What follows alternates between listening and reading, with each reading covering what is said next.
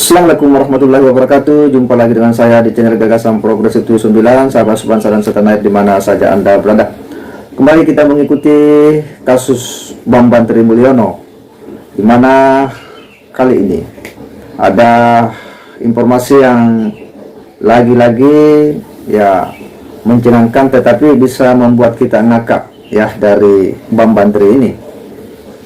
Di mana dalam sidang kali ini ya, untuk yang pertama kalinya ya kita mendengar Bambang Tri ya meminta penangguhan penahanan, walau itu hanya 3 hari, dengan maksud untuk kemudian menjenguk istrinya yang katanya sedang dalam kondisi yang stres berat.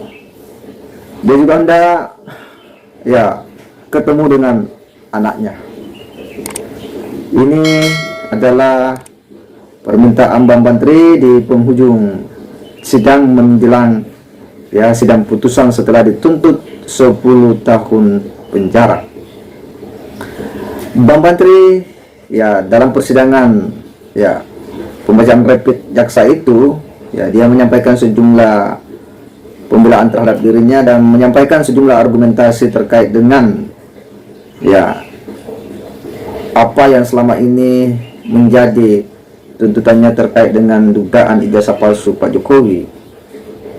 Dia lagi-lagi di depan hakim kemudian mengurai ya bagaimana menurutnya ciri-ciri yang dia dapat terkait dengan kepalsuan dari ijazah Pak Jokowi ini.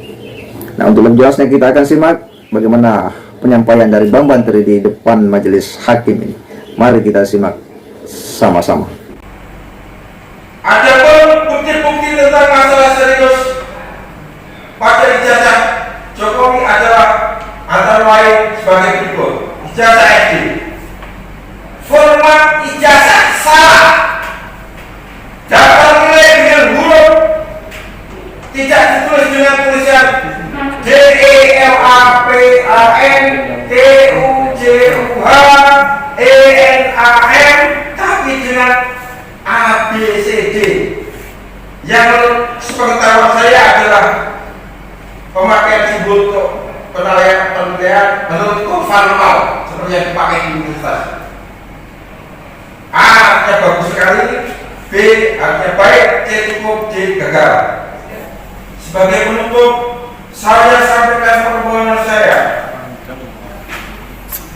agar saya bisa ditangguhkan penahanan saya sampai hari jatuhnya vonis saya, dan saya berjanji akan datang sidang vonis saya seminggu lagi.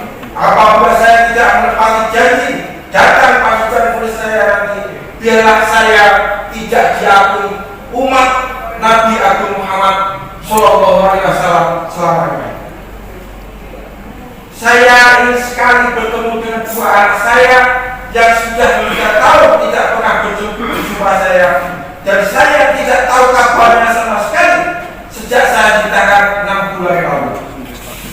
Dan saya juga ingin menengok istri saya yang sampai saat ini dalam keadaan stres berat di rumah mertua saya di Purwokerto sejak dia dipaksa berzina dan melahirkan anak yang bukan anak saya ketika saya di penjara 3 tahun yang lalu. Terima kasih. Ya, jelaskan bagaimana Bambang Tri kemudian kali ini di depan majelis hakim itu meminta belas kasihan ya, agar diberi penangguhan penahanan ya untuk menjenguk istrinya ya. Sekalipun itu menurutnya hanya 3 hari, dia akan kembali ya tepat waktu. Dia katanya akan kembali tepat waktu, takut untuk kemudian ingkar janji jika diberi penangguhan penahanan. Dan apa yang menjadi alasan dari Bambang Tri ya untuk meminta penangguhan penahanan ini, karena menurutnya bahwa istri beliau sedang dalam kondisi stres berat ya. Stres berat ya, mungkin karena memikirkan kondisi Bambang Tri. Bambang Tri juga hendak bertemu dengan anaknya, katanya yang sudah lama tidak pernah ketemu. Dia juga mengungkapkan bagaimana faktor ya peristiwa awal yang kemudian membuat dia punya istri ini kemudian mengalami tekanan psikologis yang cukup dalam, sebuah tekanan yang kemudian membawa pada situasi istrinya ini mengalami stres berat, karena menurutnya ya terjadi peristiwa ya naas yang menimpa istrinya, hingga istrinya itu pun oleh Bang Banteri disebutnya hamil, dan anak itu tidak diakui oleh Bang Banteri bahwa itu bukan anaknya. Katanya istrinya hamil ketika Bang Banteri sedang ada di dalam penjara, ya, ketika peristiwa buku pertama Jokowi undercover itu. Dan inilah yang kemudian membuat Bang Banteri menyalahkan Pak Jokowi. Inilah kelakuan aneh daripada Bang Banteri, ya. Istrinya dihamili orang, kemudian yang disalahkan adalah Presiden Jokowi, hanya karena menurutnya bahwa sebagai kepala negara, sebagai pemimpin harusnya melindungi hak-hak warga negaranya. Ya, disinilah kelakuan ya aneh dan kelakuan lucu dari Bang Banteri. Kenapa harus Presiden Jokowi yang disalahkan dari setiap peristiwa atau musibah yang menimpa keluarga Anda? Ya, tetapi dari awal memang ya Bang Banteri sudah berkelakuan aneh. Hal lain adalah ketika di depan majelis hakim dia juga mengungkapkan tentang ya ciri-ciri yang menurutnya ijazah Pak Jokowi itu terkait dengan formatnya, penulisannya, ya huruf. Ini yang kemudian dipersoalkan. Katanya yang ijazah SD persoalan huruf, kemudian ijazah SMA soal foto yang katanya editan. Ya, padahal kita tahu bahwa Bang Banteri ini lebih banyak berasumsi soal data-data yang dia peroleh. Ya, karena kita tahu bersama bahwa kepala sekolah SD itu sudah pernah memberikan keterangan bahwa Pak Jokowi memang pernah sekolah.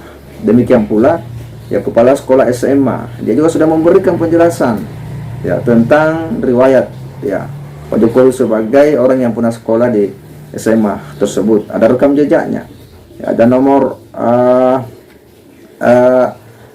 induk siswa, ada fotokopi ijazah yang disimpan, banyak kesaksian daripada teman-temannya. Artinya lembaga yang berwenang ini sudah memberikan keterangan. Ya, sementara Bang Banteri hanya mendapatkan informasi dari media sosial, yang itu tentu tidak menutup kemungkinan itu bisa saja menjadi hasil editan. Ya, yang namanya berita media sosial. Bang Banteri tidak pernah mengkonfirmasi kepada lembaga dan institusi yang berwenang.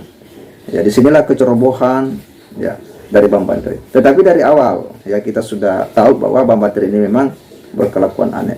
Kita akan melihat seperti apa jalan sidang putusan ya, tapi satu hal kita juga sedih mendengar ya permohonan penangguhan penahanan Bang Banteri. Tentu sebagai manusia kita sedih dengan situasi yang dialami oleh Bang Banteri, tetapi kelakuannya ini juga tentu harus diberi pelajaran agar ini tak menjadi sebuah penyakit yang bisa menjangkiti ya orang lain, dan semoga ini menjadi refleksi bagi Bang Banteri untuk lebih berhati-hati ke depan setelah melewati banyak masalah karena kecerobohan ya dan sikap-sikap aneh ya dalam hidupnya. Segera demikian, wassalamualaikum warahmatullahi wabarakatuh.